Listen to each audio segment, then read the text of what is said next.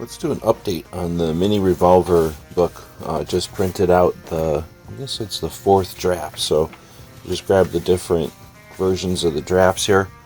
Now, this isn't going to be 100% accurate, I guess, technically, because somewhere in here, probably, wait, this one, I think it goes in this order. So there's another copy of this one that I gave my mom, so that she could check out what I've been working on. So that doesn't count, I guess.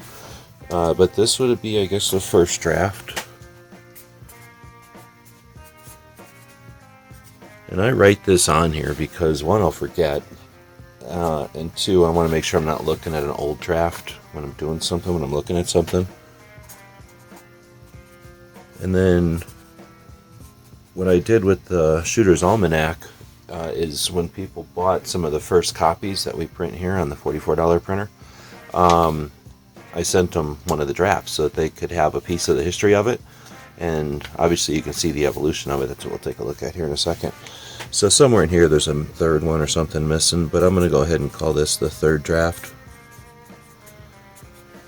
And then this one I just printed last night will be the fourth. It's getting close. It's getting there. There's a lot of details, and you start getting down to the details, I guess. So we'll quickly, the overview, obviously. It's a nice simple book, Mini Revolvers, that's what it is. Big fan of these little things. So I was just looking at this, actually. This is not even a new, well, the collection's gone. I got rid of all the belt buckles. I gave these blackjacks to a guy that was on gun channels, putting in work. I sold a bunch of them. I've kept the 22 shorts and a couple of the unique ones. Of course, I'll always keep the one that Boje gave me or let me buy. But that's a picture of the collection without the black powders. So this isn't the heyday of the collection, but certainly a big picture of the collection there. I'm a big fan of these things. When I was making stupid money on YouTube, that's one of the things I spent that money on because I like to share these things. I would take these things to gun shows and just to events and let people fiddle with them and see the evolution of them and the differences between manufacturers, and how often can you take an element of firearms and literally hold it in our hands, right? Like put it on a tabletop and experience it. Super fun little guns. There's a lot of history to them too, and that's what I try to explain in here. So open it up, get right into it. There's a little bit of stuff down here. I'm not a publisher, so I don't know what I'm missing. So just get right into it. Table of contents. You can see it was kind of in the development stage here because it looks a lot different now. Basically like my notes. I was just going around off of the websites and the various projects we've done and taking elements and starting to put them in here. And I knew what I kind of wanted in this area, but a big blank page. Same thing. So this first draft was really just to get it off of a computer and into my hands so I could start fiddling with it, see if the fonts were anywhere near the right sizes, just start to get some perspective on the thing. Then I go and I work on it quite a bit, so there's going to be quite a bit of difference, I think, between that first one and this second draft here. So I have time to kind of thrash it out. And with this one, it was a mix of some stuff I had already had, and then some research online, and then a lot of tying up loose ends, I guess. You know, if I have something over here that says it happened in 1978, but over there it says it happened in 1979, does it really matter? You know, did it happen at the end of the year? Or so a lot of that is just tracking down details that really aren't that significant, but you don't want to put something in here that's wrong, right? It's going to be in a book. Cleaning up a lot of the photographs, pictures like this where maybe I was holding the gun, going in and using Photoshop to clean it all out and get them to look nice. It's not going to be perfect for sure, but that's the kind of stuff that you can see had time to work on. Bunch of blank pages in this draft still. So as we go on, at some point I figure it's worth printing it in color just to start seeing the colors and what the print's going to look like. And certain places I use color to differentiate between things. Here's an example in the table of contents, I guess. Another would be here where Tried to, because it's just a lot of data in this timeline. This is an entire page. It's just a timeline of events. So to help break it up and to help the eye scan to it quicker, the events that are the inventions of calibers, I put in black while the rest of the text is blue. And it's a little more obvious, I think, in the newer versions, but that's where I use the text color a little bit, in addition to the size and weight and everything. So anyway, I'm testing that kind of stuff with these color prints to see if it works, if there's enough color difference. And a lot of times I'll print something in gray and it'll come out really dark and it'll look black. And I'm no printer, but anyway, that's the kind of stuff I'm learning there. So you can see this color print came out pretty good, and I kind of changed as you print it, and as you hold it in your hands you can figure out. I had the guns way too small. This whole thing's about the gun, so kind of switched it out so that the guns became more prominent. And you can see even in this one, I only really had one big gun picture, but I like that. So as I get into the fourth draft, there's really not big changes, but there's changes like that. Like I put the guns full size on each of the factory pages, just so you could kind of compare them.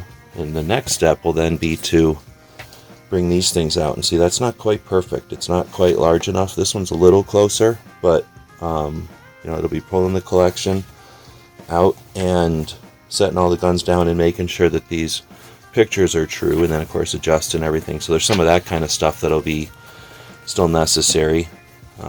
But I'm stoked. I think this thing is coming out really neat. I mean, it's just a $44 printer, and one of the things I like best is how well the gold BC Engineering gets printed. That looks really cool. It looks like the gun's just sitting there.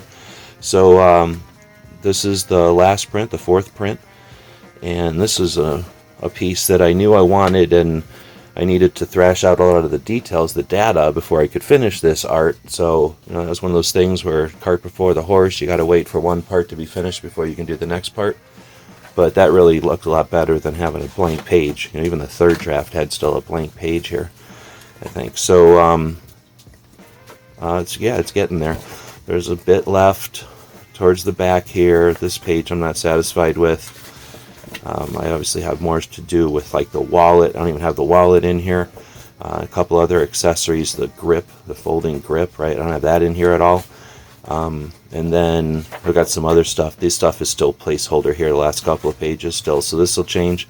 The resources, I've just been slapping stuff in there. But otherwise, most of the front of the thing, the layout is up the way we wanted it. Like I say, I've got to readjust some of the sizes so that the actual sizes. I want the bullets, of course, to not here, but the bullets on the ammo page back here to be accurate, right? I want them to be the right size. So very much like when I do the playing cards, I could take a playing card and I could take the bullet, and as long as the art is right to the art, then it should come out to the accurate size, and that's something I can add, right? Why not make it actual size? The front should be actual size. So that's the mini Revolver project. I've had lots of people who'd offered to help print this. I've got my printer in California that's, let's call on standby, but I have to order quite a few, actually $1,000 worth basically, if I remember right, to get a production run going. And if you know anybody who can help with producing these things at less than $1,000, let me know. I'm not looking to, there's probably not going to be a lot of demand for these, but I would like to get them printed in something besides my $44 Walmart printer here. Alright, so if I keep chatting for I guess another minute, if I notice the clock here, I'll get it to 10 minutes and then it'll trigger the logarithm to share this video more.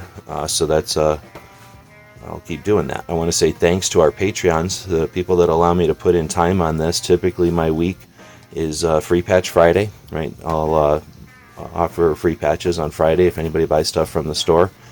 If people participate in that, usually a couple of 3 or 4 people participate in that if we're lucky. Then on Saturday I'm usually packaging things up and taking them to the mailbox and getting them shipped. Then there's a couple hours in the week where we'll be creating stuff to have at the store, and then the normal stuff that you got to do in a week. And then we usually steal some time on the weekends to dig into the book projects. So we want to thank our Patreons for making that possible. If they weren't there, then I wouldn't have time on the weekends to dig into projects like these. There's a couple more books coming, and we'll do updates like this if people are interested. Otherwise, we can just slap them right over to Patreon. So let us know. This is going to be going out to gunstreamer.com, and it's going to be going out to guntube.org, two Second Amendment focused pro-gun hosting platforms. Looking forward to the comments out there. Be part of the conversation. All right, we've hit 10 minutes, so the big platform's logarithm will take this video and share it. So it was worth sticking around for an extra minute. Let us know in the comments what you think about the mini Revolver book. If you know a publisher, contact us. And till next time, thanks for watching. The guys and gals at gunwebsite.com encourage you to take a CCW course every year, practice at least once a month, and carry every day. Thanks for watching gunwebsites.com.